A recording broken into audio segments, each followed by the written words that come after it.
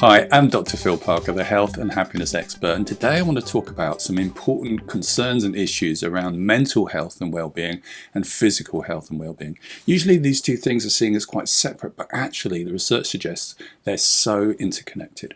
The study by Diner and Chan in 2011 found when they measured people's happiness using a subjective well-being scale, they found that people who were higher on that scale, so higher happiness, had an extra 10 long, healthy years of life compared to their less happy or lower subjective well-being friends.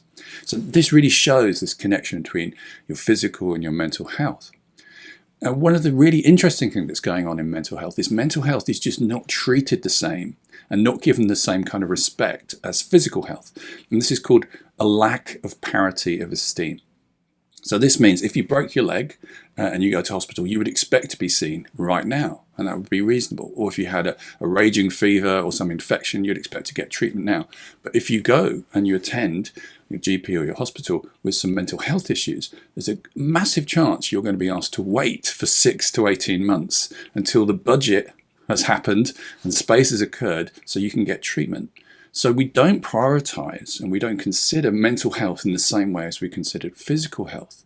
And this is a real problem because if we go back to the research earlier, the linkage between mental health and physical health is really strong. So if we ignore mental health problems until they become big enough that we have to deal with them, then the chances are we're setting up trouble for later on down the line, that the mental problems will then develop into physical manifestations, because when we get into long-term stress, when we don't feel very good about ourselves, it has a direct effect on our physiology.